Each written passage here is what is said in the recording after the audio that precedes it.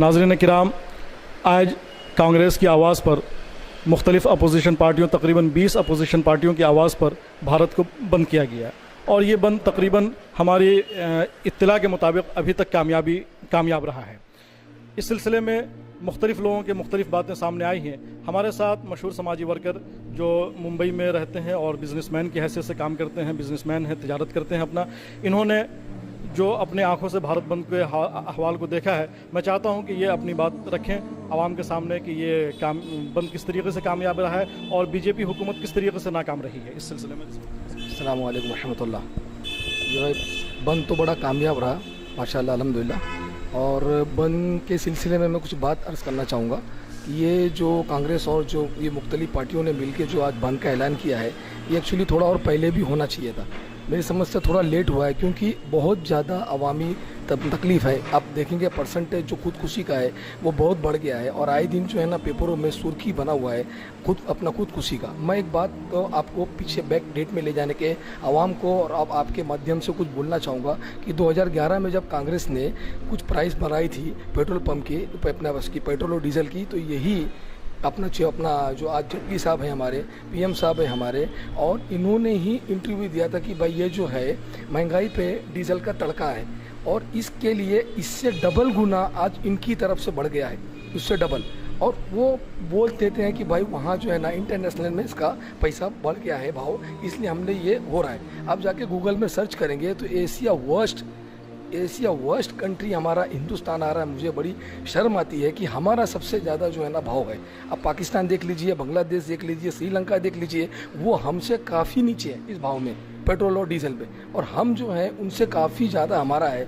हमें समझ में नहीं आता है कि जब इंटरनेशनल में पैसा बढ़ा है तो वहाँ भी होना चाहिए हम उसके लिए, और इसका सीधा असर आम पब्लिक पे होता है। डीजल का भाव बढ़ा, इसके मतलब है कि ट्रांसपोर्टर का चार्जेस बढ़ गया, जो माल ढुलाई है उसका बढ़ गया, सीधा आम पब्लिक पे होता है। आम पब्लिक इससे बहुत परेशान है। आपको मैं बताऊं भाई, मेरे कुछ जानने वाले बिजनेसमैन हैं, वो अपना बिजनेस बंद कर रहे हैं, वाइंड अप बंद कर रहे हैं। बोले भाई it is not possible us to do the work, क्योंकि काम ही नहीं कर सकते अभी, क्योंकि डीजल का भाव जिस तरफ से जा रहा है। वो ट्रांसपोर्टर जो है ना, वो बेचारे बीच में हड़ताल किए, उनकी भी कुछ सुनी नहीं गई, ऐसा वैसा करके उसको भी टाल दिया गया।